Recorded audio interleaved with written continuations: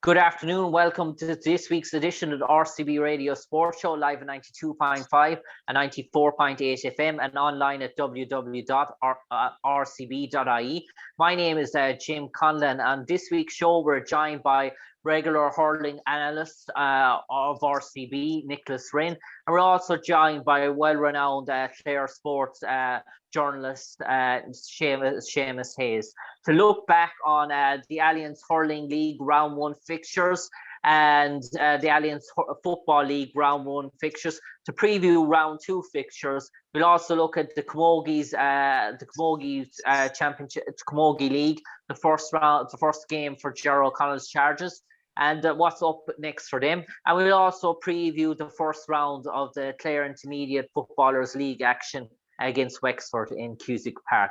But it's first of all this evening, it's hurling where we start. And I suppose all the talk in the past week or so in terms of national media was the Davy was coming to town and the bandwagon and the circus in terms of what was going on beyond Clare G in the background of Clare GA, and obviously the sort of a rivalry that's built up in terms of the media now between Brian Lohan and Davy Fitzgerald. But it was a game that was to be played, and for long spells Clare looked very much in the dominancy, looked very much that they were on course to claim 2 points, but 2 Wexford goals plus a sending off really turned this table on its head, and it was Wexford that came away with the 2 points. So if I can start off by coming to you, Nicholas, Clare hurling, we were sort of trying to pick ourselves up off the ground after week 1 in terms of the loss against Antrim. Did we do that to some extent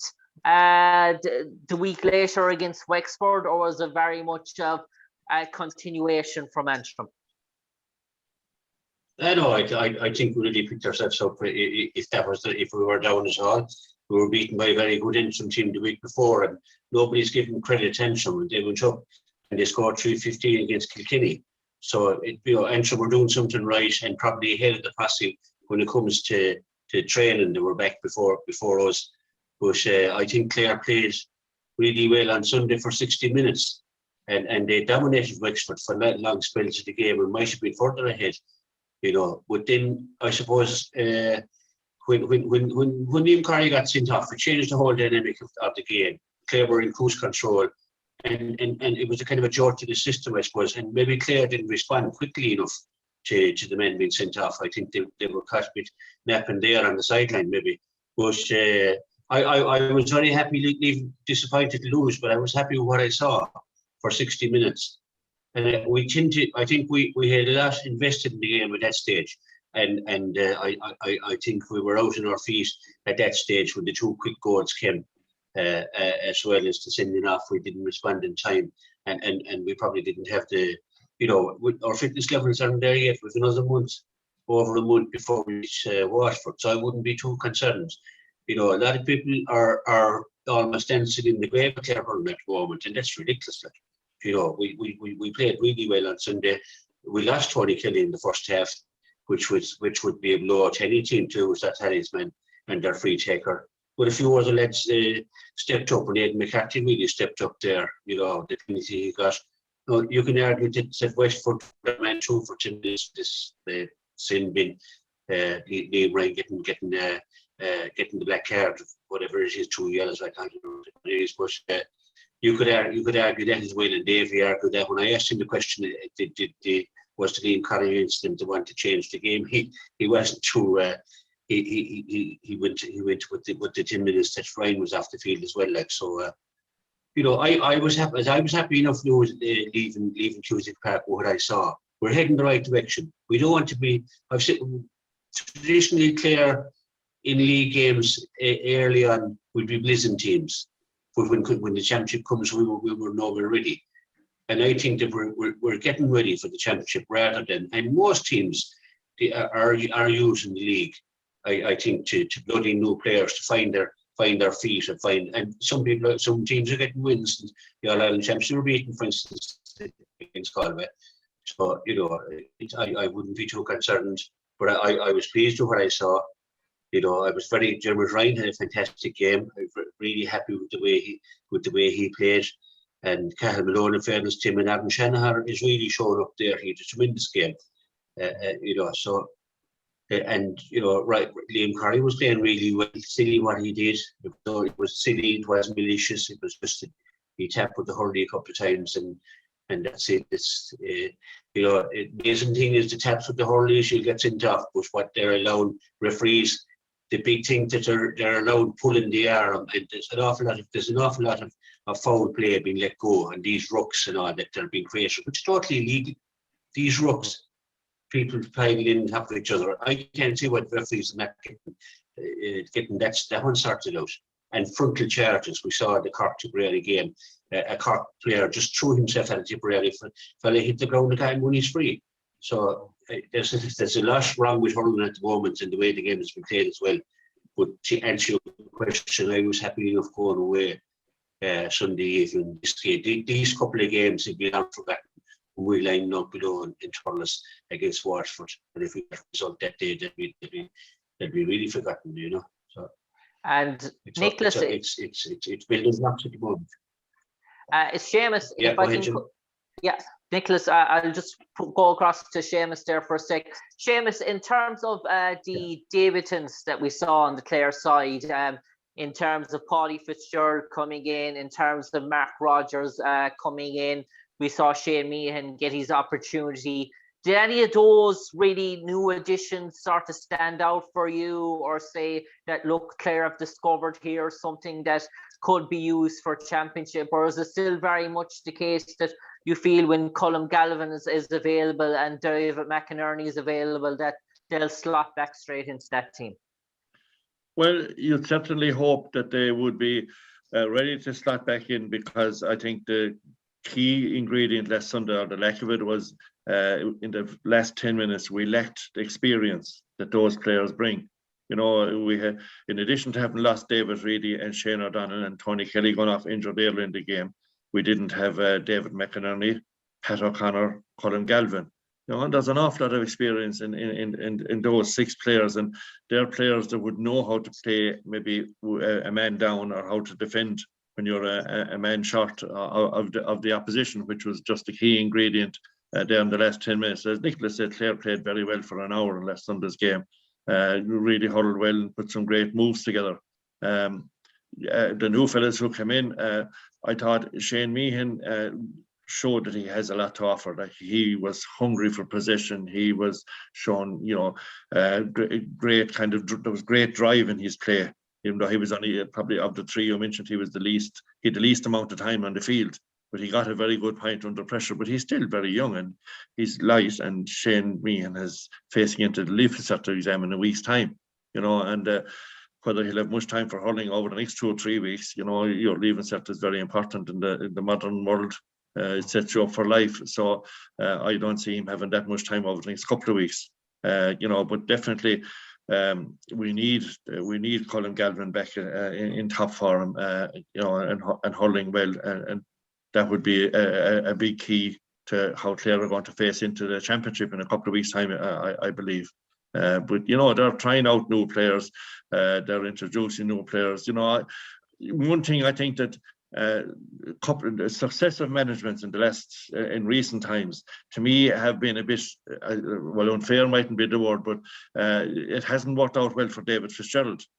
He's been asked to play I don't know how many different positions and different times, and he's not been given time to settle into any of those positions. And the big question is, like, where is he? Is he going to be best suited for Clare? Like, one day he's picked in the half-back line, the next day he's at midfield, then he's up at centre forward. And to be fair to him, he's not been given time to settle in any one position.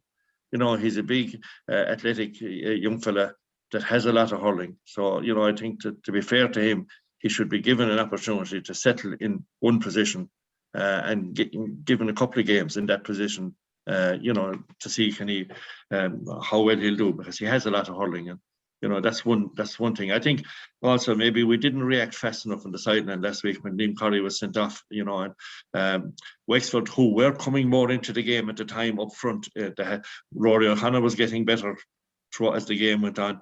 Lee Chin was equally getting better, and it was his first game according to his manager after in 5 months.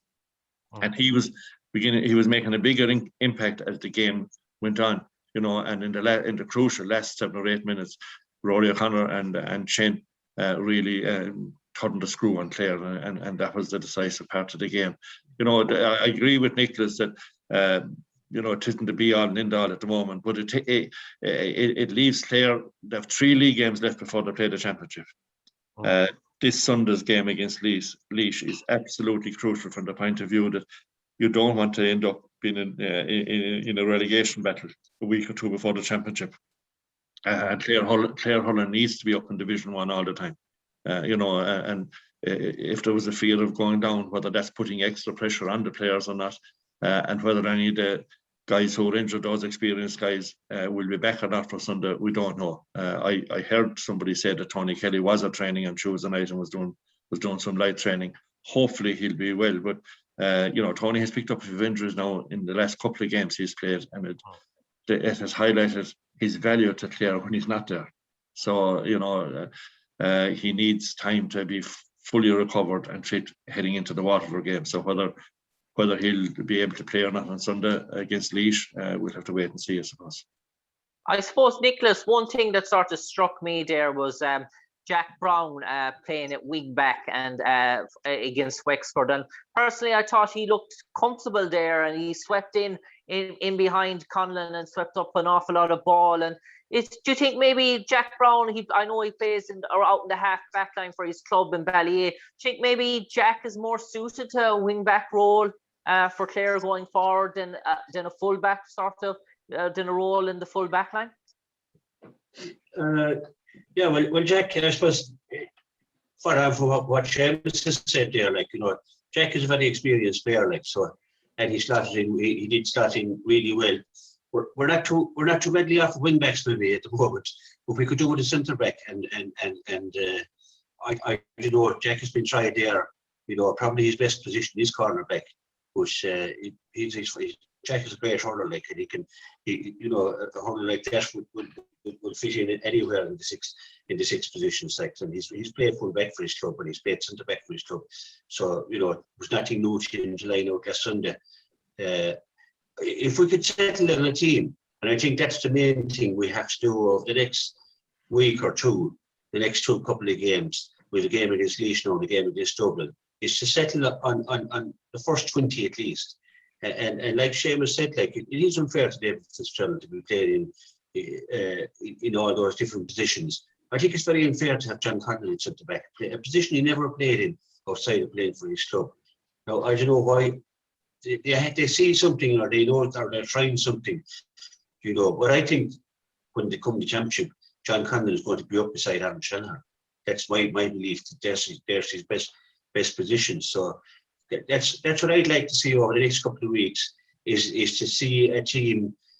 One time you would know the team before they were named, bar maybe one or two at the most. But now you just don't really know what way, and you're looking at a team on paper, and you're wondering, well, why is John Conlan centre back at this hour of his life? You know what I mean? He's coming towards the end of his career, whether we like it or not. He's been one of the best servants to Clare over the last, since he came on the scene as a young minor. He's been a fantastic hurler for Clare, and he owes us nothing. But at this stage, I don't think he's the man, and that's not criticising John Conlan in any way, shape, or form. But I don't think he's the man for centre back, and I'd like to see that position. I know David McInerney has to come back, and Galvin is coming back hopefully as well. As Seamus said there, we need those guys. But I'd like to see at this stage, okay, the first 2 rounds, but now I'd like to see a team for the formation coming together. And I don't think that they're there yet. Okay, they had a few injuries and that as well. It's just good to be on the younger players and give them a day out as well, and give them a feel for what's inter-county hurling is like. And so, Jack Brown is still a lot tougher for us than all the two, that's for certain. Yeah.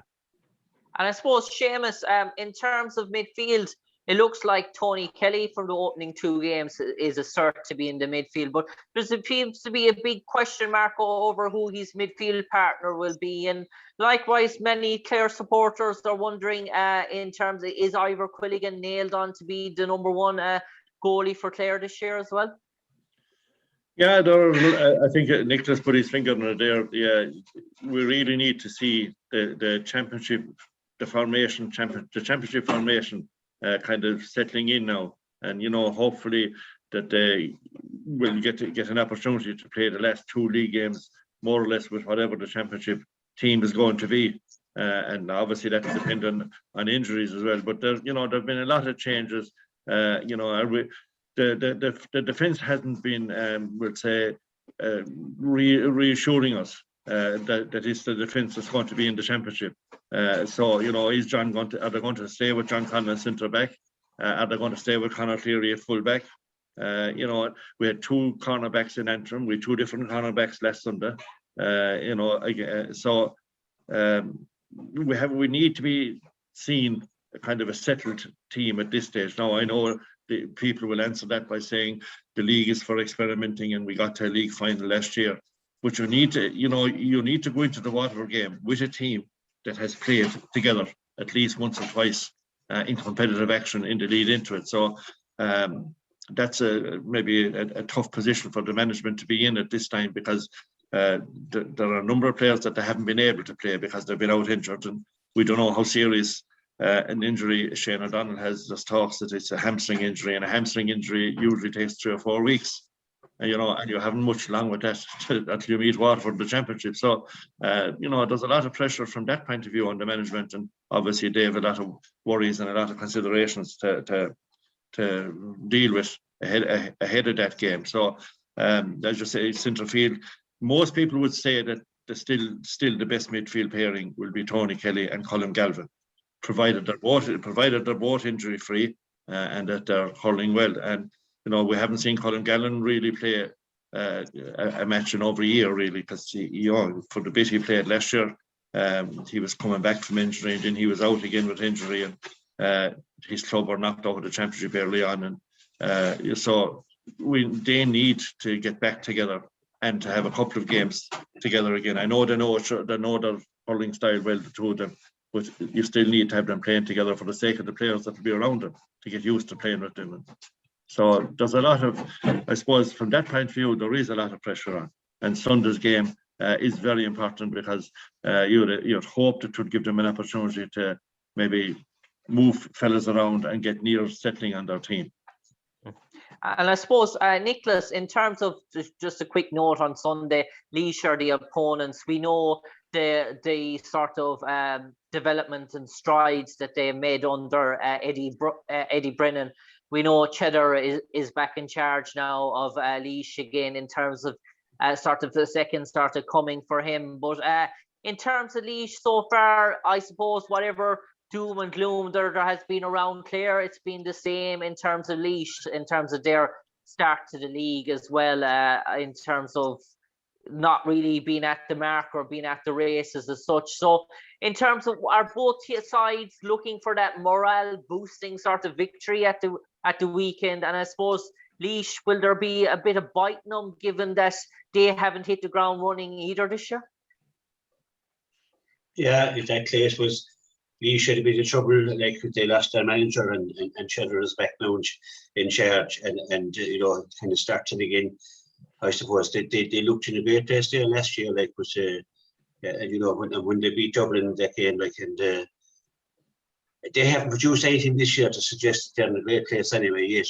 But they could in their home ground, they could say, look, at Antrim did it to Clare, Antrim beat Clare, we're well capable. I'm sure that they're going to go out all guns blazing, and it's not a foregone conclusion that we're going to go up to Laois and to Portlaoise and come away with the 2 points. We'll have to work hard for it, but I believe Clare are going to do that. And I think, as I was saying earlier, I think we're going in the right direction, and I think we should be well able for Laois. But obviously Laois are hurting 2 games. They don't want to be relegated. They're favourites to be relegated as it stands, given how well Antrim are going, and they will really want to produce something.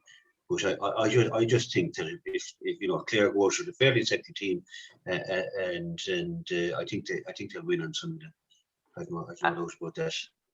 And Seamus, let's say we all hope for a Clare win on Sunday, and we I don't say we're gone are the days that Clare are expecting to win in terms of that.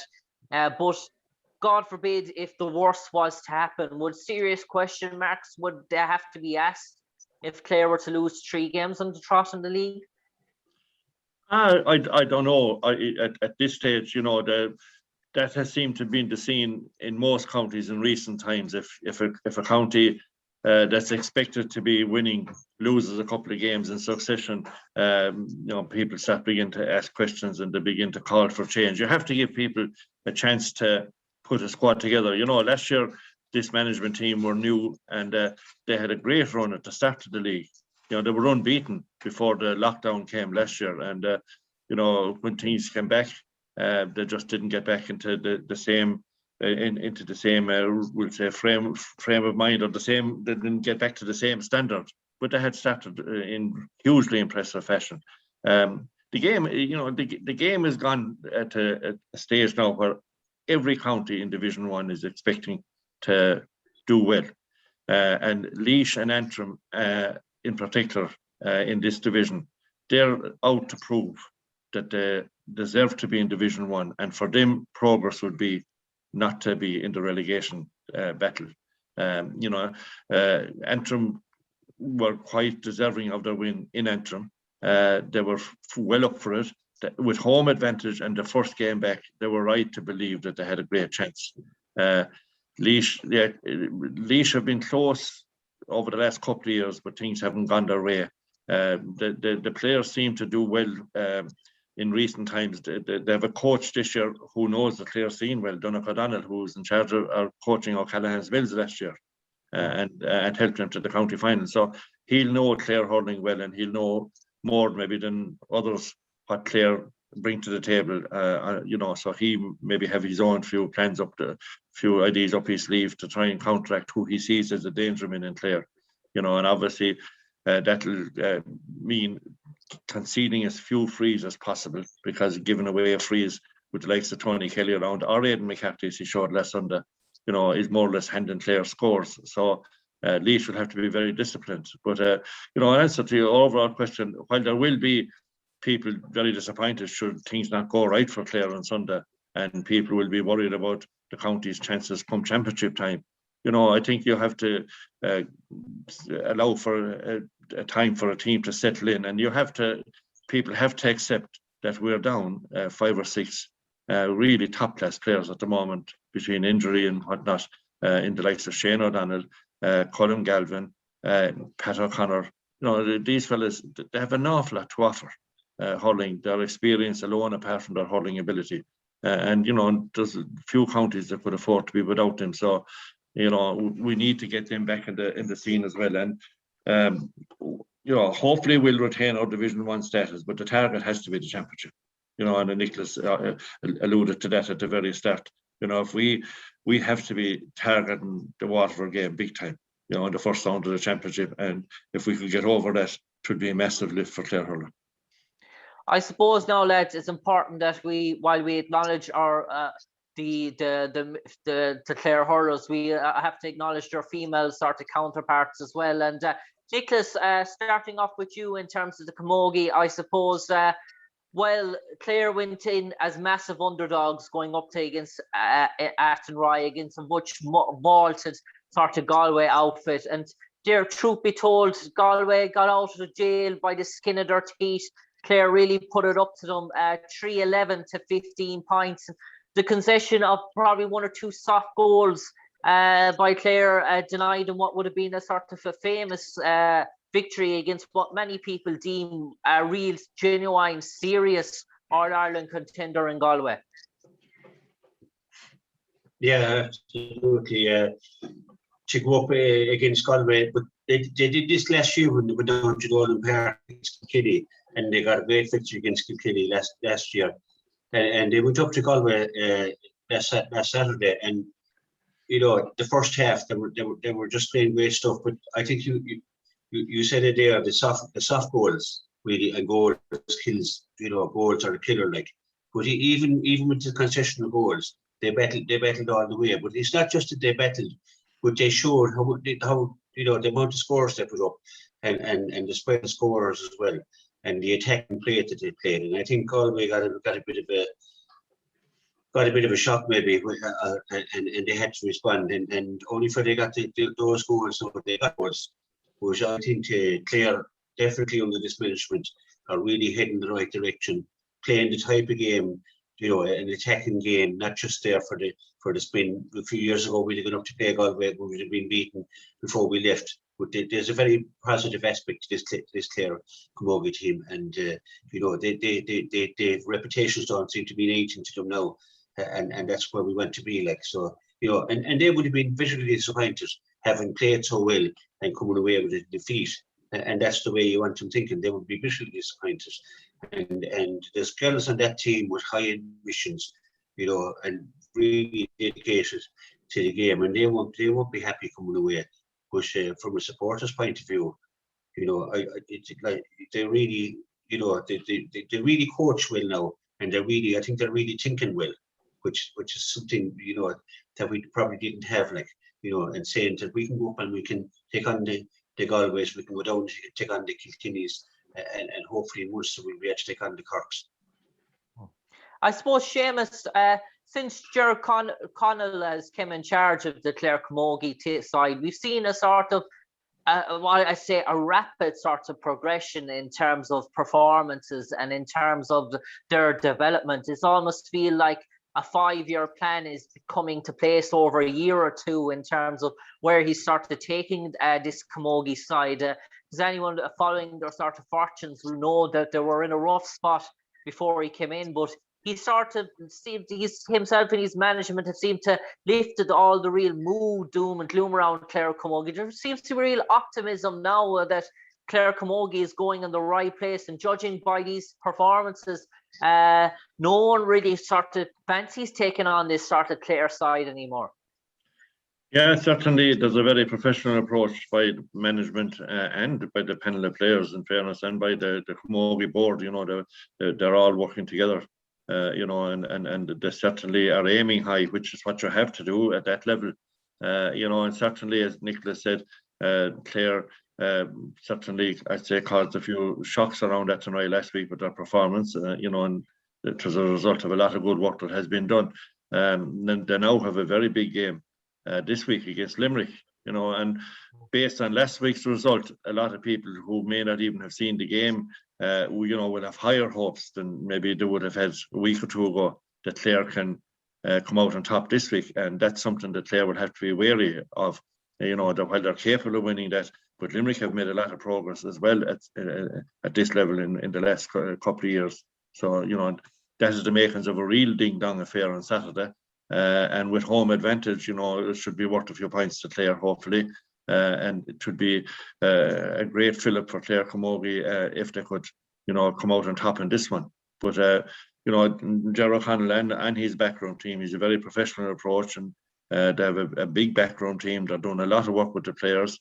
And they've been short a player or two through injury, like Niamh O'Dea isn't available at the moment because of injury, and she's a notable camogie and ladies football player, and her losses it was big as well to the team, because she's a key member of the squad. So I suppose that's something that they have to continue with yet. But they've brought in a lot of good young players in the last year or two, and they're now they're stepping up to the mark, and they're doing well. And if we could come away from Father McNamara Park on Saturday with a victory, it would be a further boost for the game in Clare. On that note, that concludes part 1 of this week's show. Do join us after the break, where we turn our attentions to the big ball. We talk about the fortunes of Cullen Collins's Chargers, their opening round victory against Laois. We also preview the game against Kildare. We talk about Evan Talty's first competitive outing as Clare ladies football manager at home to Wexford in Cusack Park. Welcome back to the second part of the RCB Radio Sports Show, live at 92.5 and 94.8 FM and online at www.rcb.ie.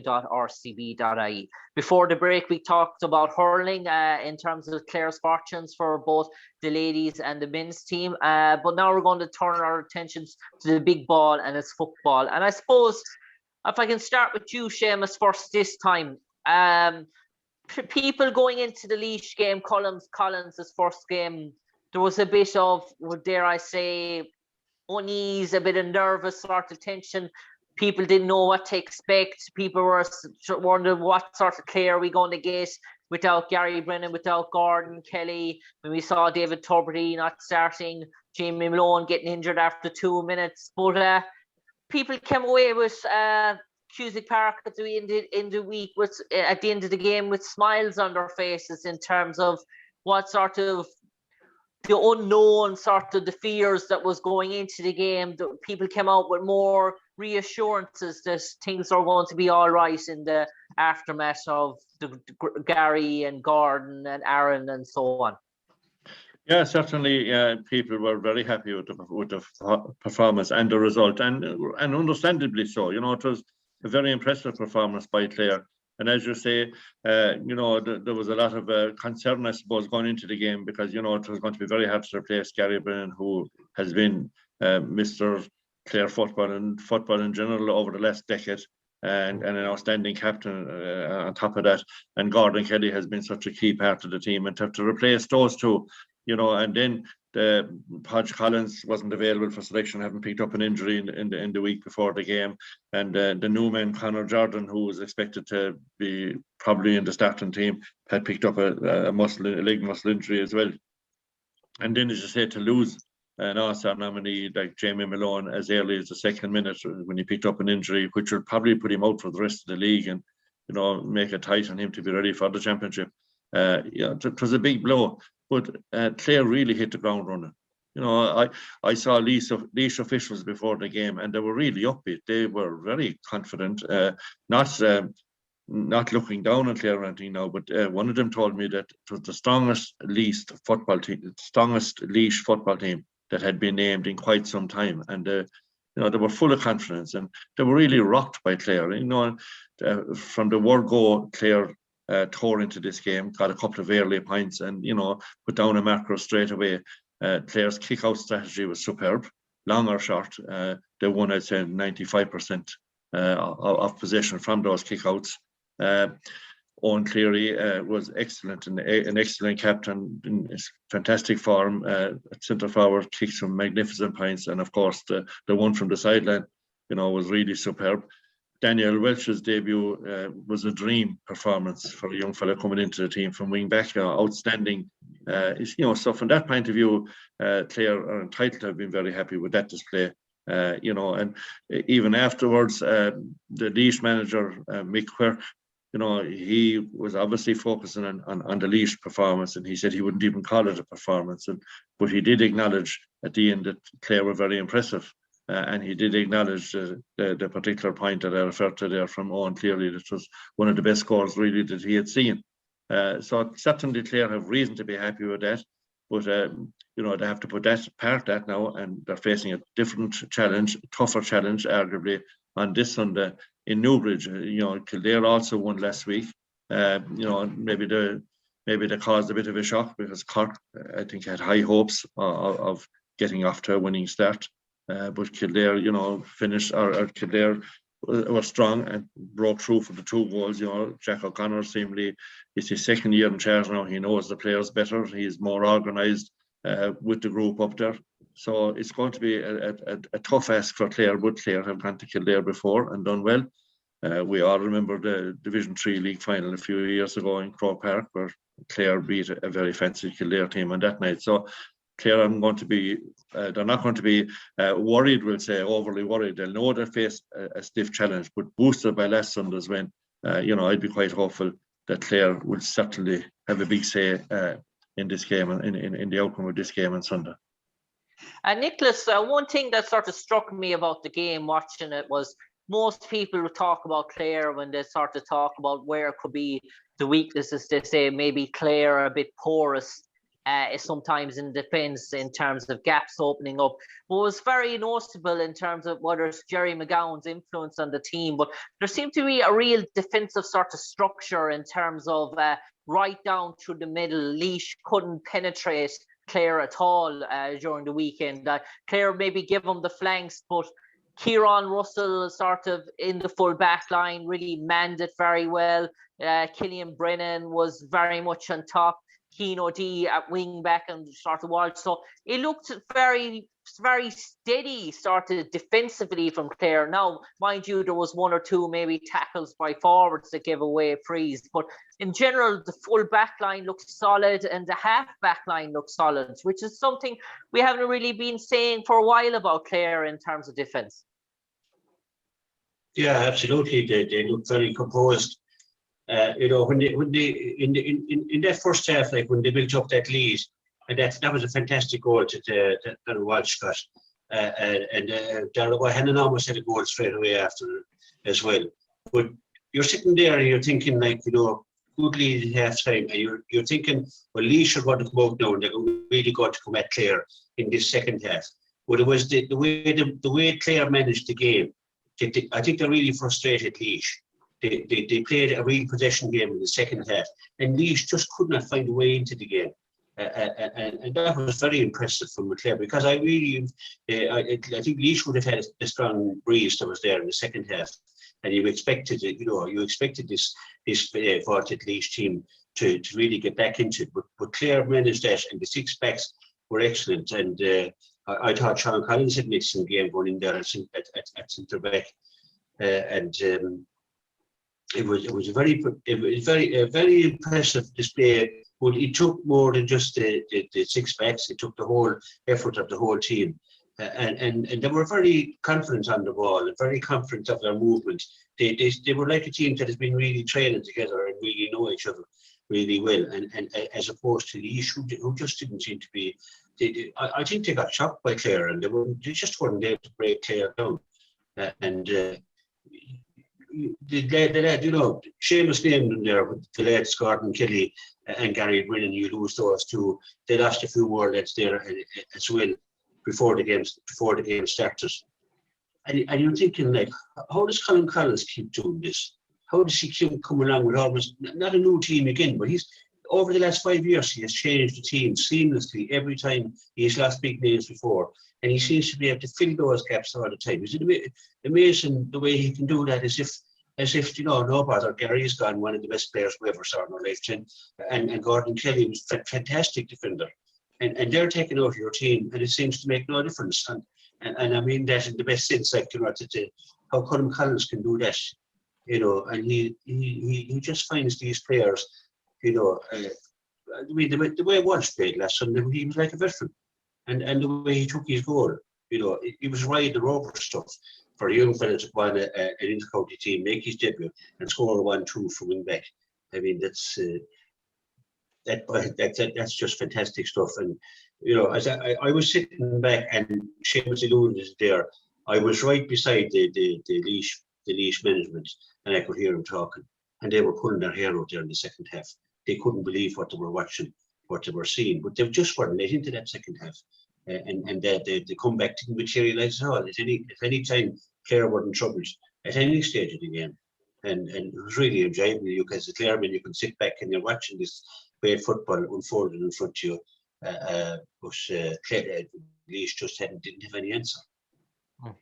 I suppose, Seamus, one thing that struck me from the position of the commentary section where I was seated, I looked across and I saw the guys that didn't make the matchday squad for Clare, and I saw the likes of Garrod O'Brien there. I saw Conal O'Hanifin there, Killian Rynne, Dara Keneally, and I was saying, these guys aren't even on the 24. Garrod O'Brien sort of shot the lights out against Kildare last year when we played, and we all know Conal O'Hanifin, the pace, he brings it wing back, and the goal he got against Westmeath. To say for a Clare senior football team now that the likes of Garrod O'Brien, Conal O'Hanifin, and our promising youngsters like Ruan and Keneally, that they're not even on the 24.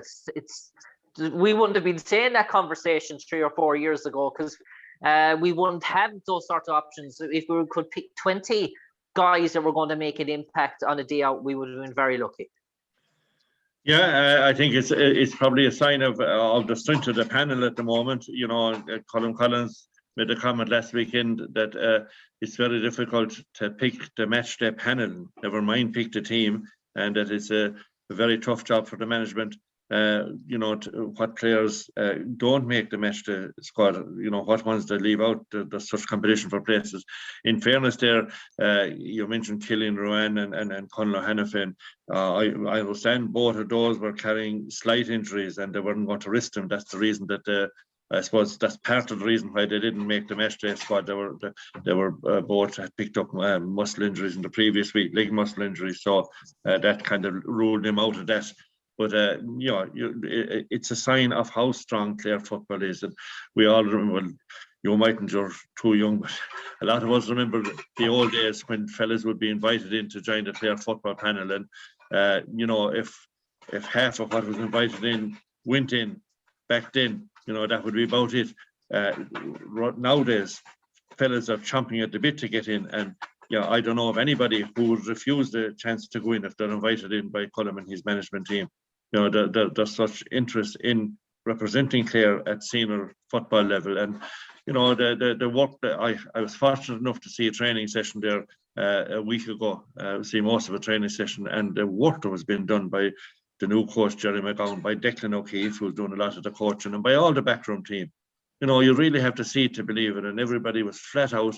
And so looking back on last Sunday's performance, I wasn't surprised, given the work that the lads have put in since they came back together in the past 3 or 4 weeks. And prior to that, the players put in a massive effort on their own to be in the shape that they felt they needed to be in, and to avoid being to avoid facing the possibility of being omitted from the panel because they wouldn't have done the work on their own. So it just shows where Clare football is, and it's great for those followers of Clare football that there's a squad there, and you could see it coming up along the line. You yourself have been involved there a couple of years ago with the minors. There's a strong under 20 panel there at the moment. Similarly, there's a strong minor panel there. They're all, they're not just looking at playing for the county. They're looking at winning titles, and they're looking at taking on the powers that be in the provincial championships. And in a couple of weeks' time, Clare will face into the minor and under 20 Munster championships, and they'll face into those games with confidence that they can compete. And maybe in the old days, the view would be put up a good show and and just take it from there. But now the thing is, get in there and win the game and get ready for the next round. And that's feeding on, and those players then are coming through and onto the senior panel. A lot of the players who are on this year's under 20 panel, as you well know, have come through, or on this year's senior panel, have come through the under 20 of the last 2 years. And similarly, the under 20 panel this year have players that really drove the minors on over the past 2 or 3 years. So from that point of view, there's huge interest in Clare football. There's huge work being done by the people in charge of those 3 county teams, the Dermot Coughlin, Michael Neal and Colin Collins, and their management teams. They all have strong management teams. They've combed the county to pick out the talent that they feel will achieve success. And I think every player, every club's players have been looked at and re-looked at before these lads called in their squad. So I think that I'd be very confident going forward that Clare football, will make win something major title in the not too distant future. I suppose, Nicholas, if I can touch on Kildare for a minute, we saw that Clare lost Jamie Malone at the weekend, but Kildare also lost a very influential player as well in Daniel Flynn. And we know all the qualities of Daniel Flynn and his capabilities. But this Kildare team in the last few years, dare I say, they blow hot and cold. When they've been hot, they've been very good. When they've been cold, they've been very cold. They've sort of tutored between Division 1 and Division 2. It seems to be every second year or every third year where Kildare come along with a good league, sort of showing a sort of such. But they're a team that if they get a head up of steam, that they can really blow anyone out of the water. And with players like Tommy Mulick, Kevin Feely, Paddy Brophy, they really have some slick operators. But if you get ahead of them at all and they have to sort of chase the game, Kildare aren't renowned they aren't the best chasers in the world and trying to claw back deficits.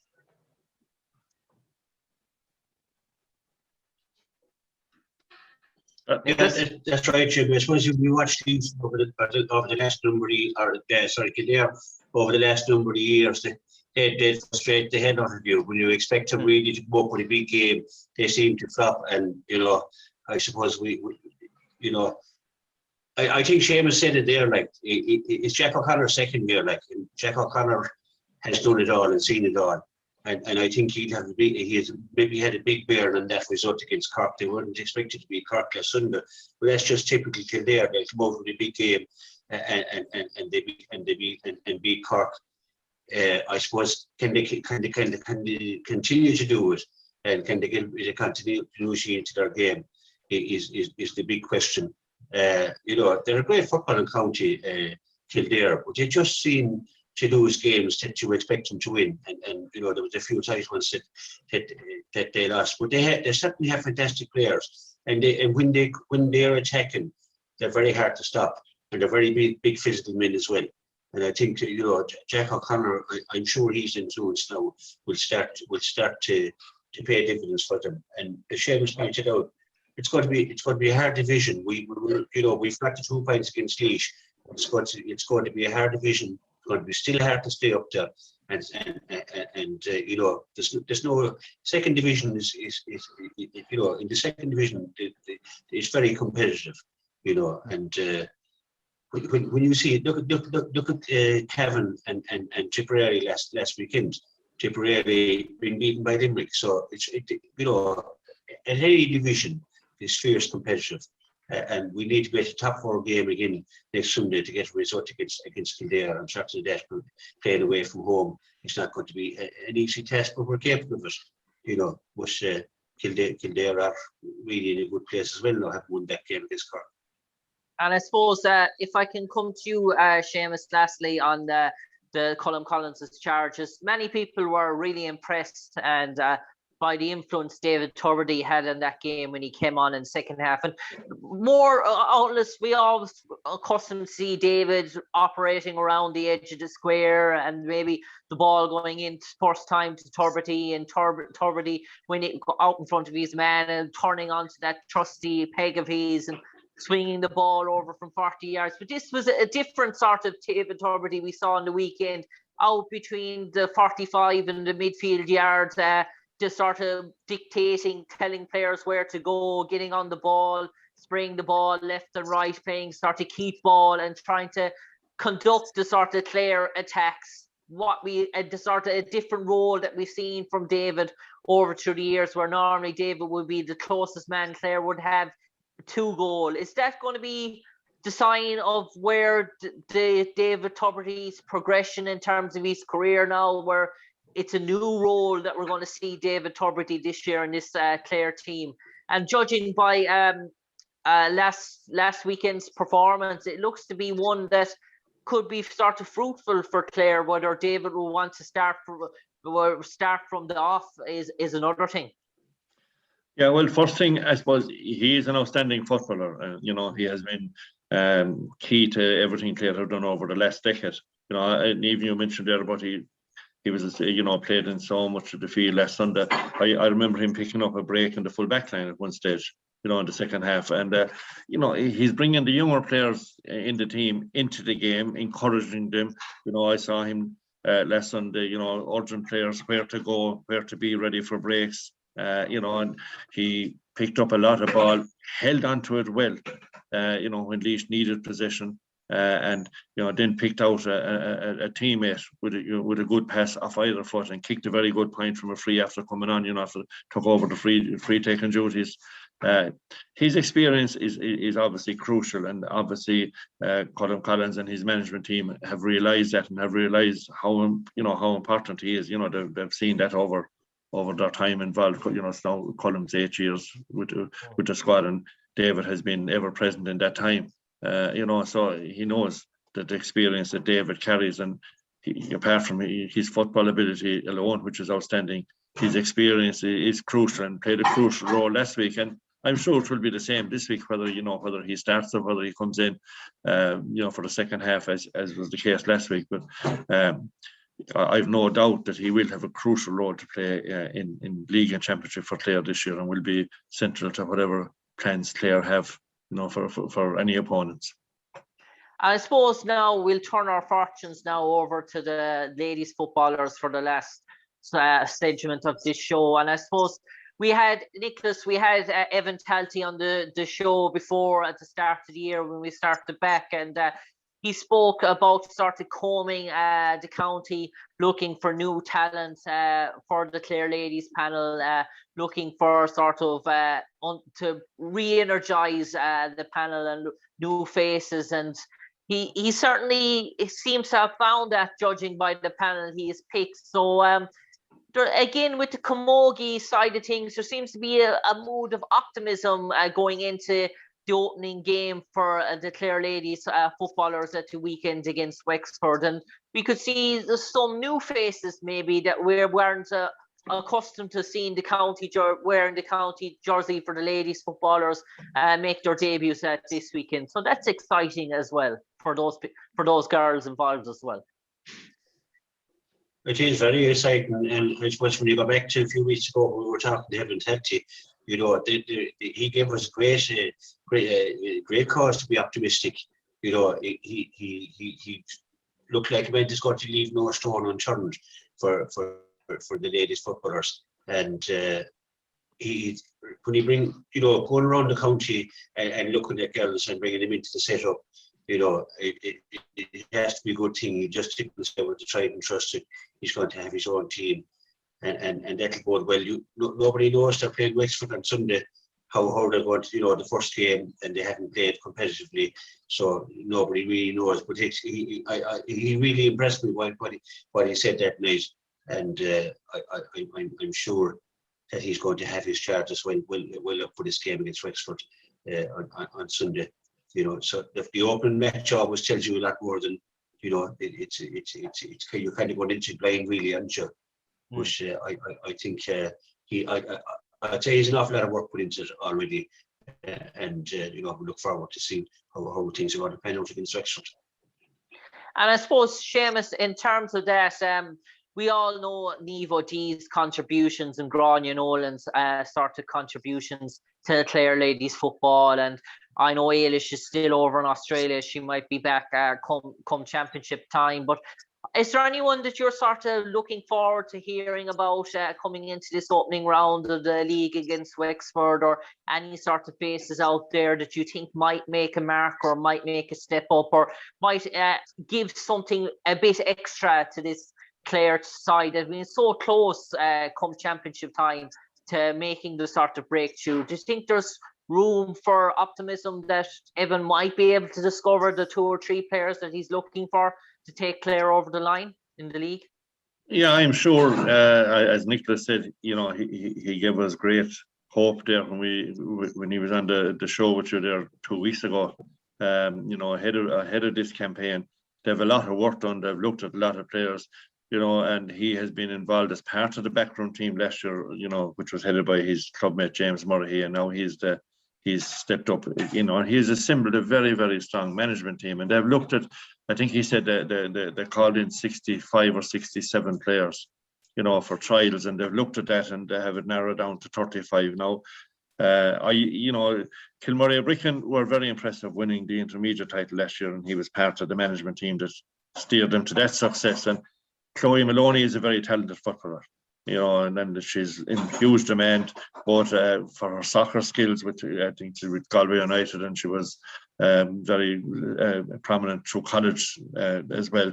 And she's part of the panel, and she has a lot to offer. She's a very, very talented player, and if she can remain injury free, and if her soccer commitments don't cut across her availability for the football, I think she has the ability to make a huge impact this year. And I'm looking forward to seeing the team play when Niamh O'Dea is available and in the team, and how they'll work together. Because Niamh is a talented player, and she has caused problems for all opponents over the last couple of years. And there's a huge buzz in ladies football right now. Not just with the senior team, but they have a new sponsor announced earlier this week. They have a new kit sponsor, and they have a lot of progress made. They now have a kit van, which is all to go with the senior inter-county hurling and football teams. But it's kind of a new departure for maybe ladies football. And I think camogie on the same boat. And camogie also named a new sponsor this week. I suppose, obviously, Evan will be keeping his fingers crossed that he has as near as possible to a full squad on Sunday. I know he knows he's without Niamh O'Dea, she's injured at the moment, but he has 4 players playing camogie on Saturday, and he'll be keeping his fingers crossed that they avoid injury and that they're fresh and ready to go again 24 hours later. It's a tough demand and tough schedule, and particularly so early in the season, when they've only been back a couple of weeks in team sport, in collective training. I presume they've been doing a lot on their own. So from that point of view, he'll be worried about that. But there are new young players in it. Chloe Maloney is one. I'm looking forward to see her make her mark, and I've no doubt that she will, and that she'll add a lot to what Clare ladies football have to offer this year. And hopefully the game will go ahead, because there's a bit of concern about an outbreak of COVID in the Wexford camp. But they're still hoping that the game will go ahead, because Clare need a fixture. Themselves and Wexford are the only two intermediate teams in the group. The others are senior teams. They didn't meet last year because their game was called off when the lockdown came. Clare had 5 league games played, but they were due to play Wexford. So it's a great opportunity for Clare with home advantage and meeting a fellow intermediate side, and a win would be a huge lift and a huge boost to the start of the season. And I suppose on that note, Nicholas, Seamus makes a valid point that there's 2 other senior teams in this group, and this is an intermediate side. Is this the right game really to blood players in terms of an intermediate side, and then maybe test what you call your championship team then against one of the senior teams in the group? Maybe if you're going to have newcomers come in, have them come in the first day out against Wexford, an intermediate sort of team, see how they get on, maybe sort of build up their confidence and see can they cope at that level, and then maybe sort of, as you said, try and get your championship team, test yourself against a senior outfit. Yeah, absolutely. I mean, I suppose Evan we saw that he was going to be playing Wexford in Innis, must be delighted to be playing with Susan Park in Innis to get your campaign off the ground at home. They won't have to travel. If you have to travel down to Wexford, it's a long drive down, and there's a lot more involved. But they can just be at home on Saturday night and be a lot more relaxed and just travel into Innis. And I think players still have to travel separately and all that. So that's a big bonus that you don't have to travel on your own all the way down to Wexford. So I suppose you couldn't have asked for anything better than that you with the only other intermediate team. Seamus has a vast knowledge of things that I wouldn't even have known that and it's great to have that experience here with us. It is the ideal game to be kicking off with a home game and with new players in as well. And one thing Evan Talty said the last day he said he wanted his team playing the Kilmurray Bricken way. No, I don't want to be parochial, but if you can get them playing the way they play, I think we will have to look forward to, really, And if he gets his own style, that's what he's really saying. That he's going to stamp his own style on this team. And with a panel of 35 now, and he can only put out 15 starting on Sunday. But if he puts his own stamp on it, and that comes to fruit, I think we'll have a very positive year. And after the Wexford game, whoever comes along, then if we can get a positive start and get a bit of confidence into a new management, a new team, I suppose it'll be fantastic. There's a lot of girls there for a while, like the you named there. And I suppose, lads, for the last minute or so, it's important we talk about adult competitions, we talk about adult teams. So there was great news this week and great excitement for, say, all young teenagers, young adults, even young 10 or 11-year-olds, that they got to open up the champion there today, and they got to see under 13 competitions, the dates down, under 15 club hurling competitions, under 15 football sort of competitions. For those sort of players and for the young people in the county, having to go maybe over a year and a half without a competitive game. There must have been great excitement for those people in the paper there today in the champion, seeing the fixtures for the football and the hurling, and get to sense that after such a long time that they're going to actually finally, whether it's the average sort of club player or the elite club player, that even at under 13 or even go games, that they're all going to get out on the pitch again. I suppose I'm going to get both your comments on this. Seamus, I suppose it's long overdue, and why when we talk about the county teams, everything starts with the club, and it's great to see that the youngsters throughout the county are going to be back on the field in the matter, I'd say, in maybe less than a month's time, playing competitive games.